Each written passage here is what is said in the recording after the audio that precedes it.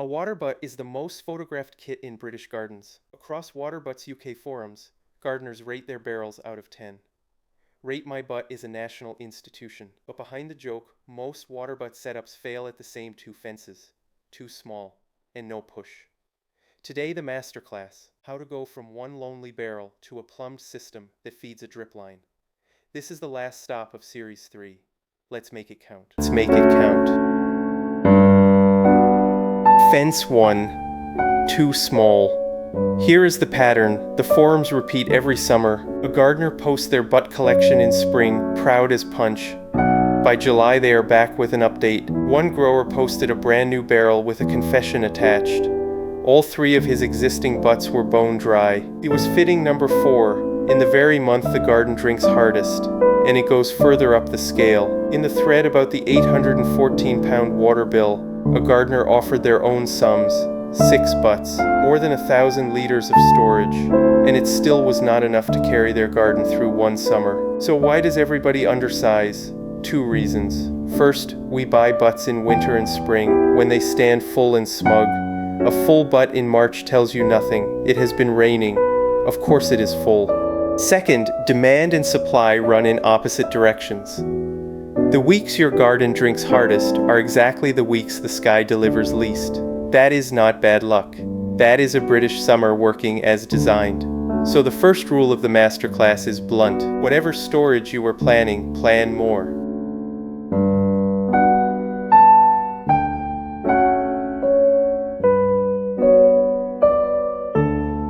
The answer to too small is not one giant barrel.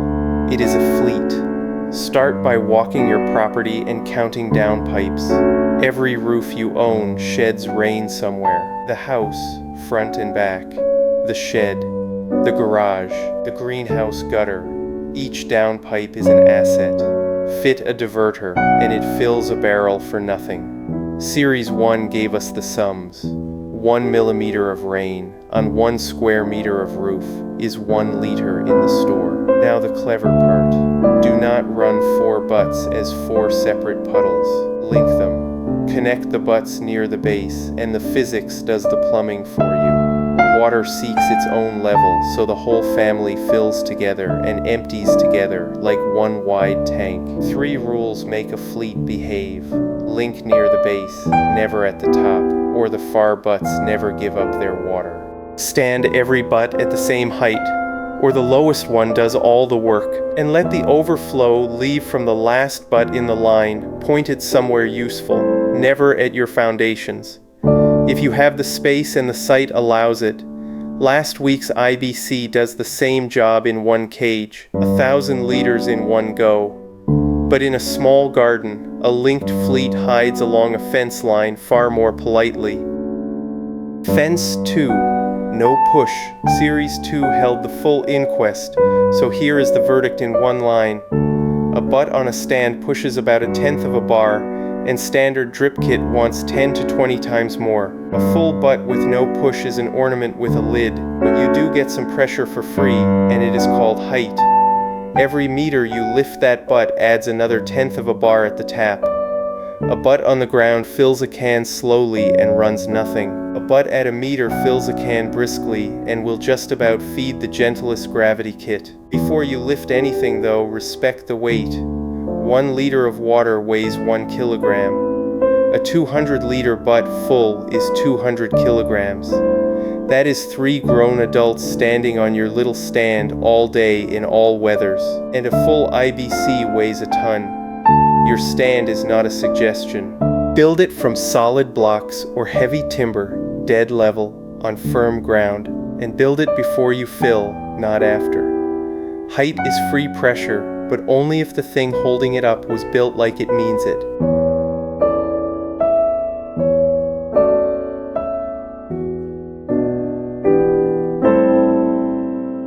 Now the outlet end, because 3 cheap upgrades change daily life with a butt.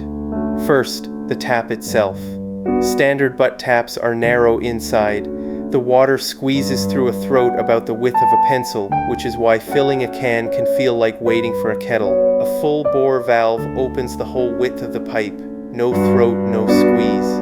When allotment folk fit one, the report is always the same. Seconds, not minutes. Series 2 met a gardener who made exactly that swap and never looked back.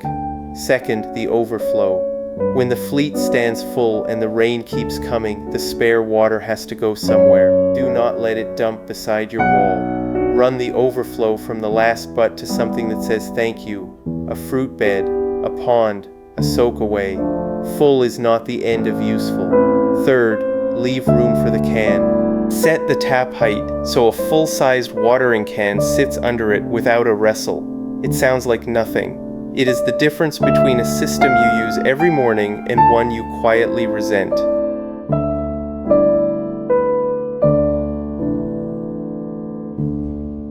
And now the signature piece, the whole route from sky to root in one chain. This series and the two before it built every link.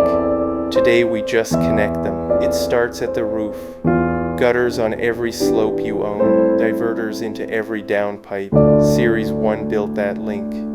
Then the store. A linked fleet, or an IBC in its cage. Sized for the longest dry gap you honestly expect. That was today and last week. Under it a raised stand because height is free pressure. Then a filter inline before any pipe leaves the butt because roof water carries grit. And here is the myth that stops people at the very last link. Butt water is too dirty for a drip line.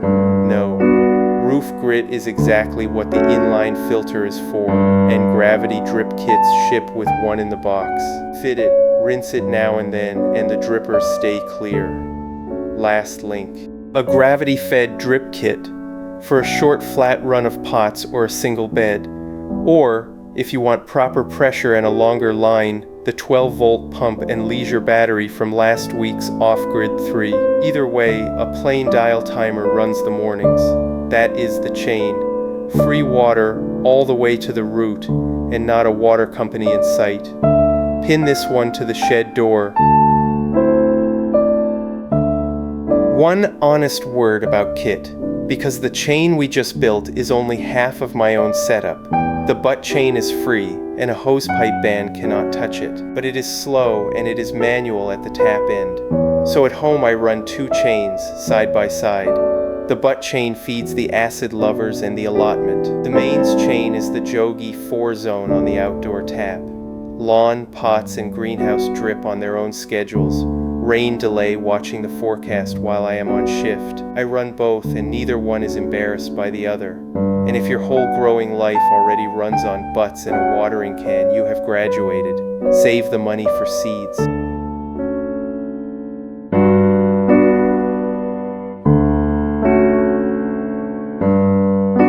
And that is the last lesson of the series, which means it is time for the tradition. If you are new here, this next minute is the whole series, free. Let me drive the route back. We opened with the holiday watering disaster. Hired help, paid family, dead gardens. The fix was never a person. It was a system, installed 7 to 10 days early and rehearsed before you fly.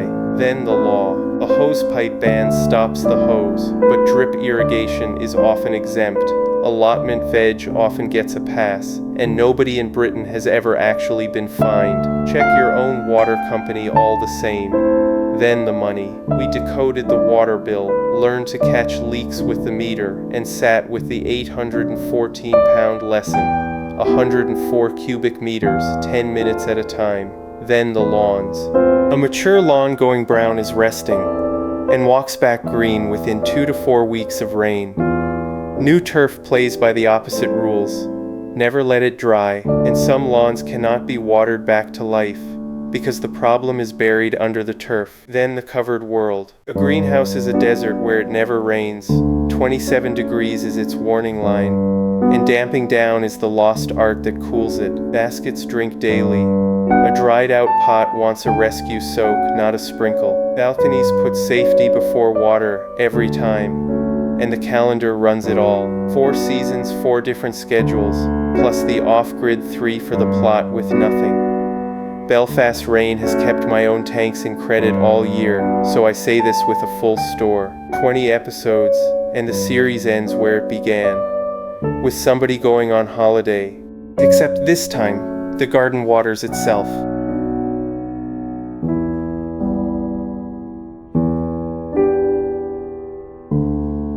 So where does the route go next? At the end of a shift, the bus reaches the terminus. The route ends. The driver does not.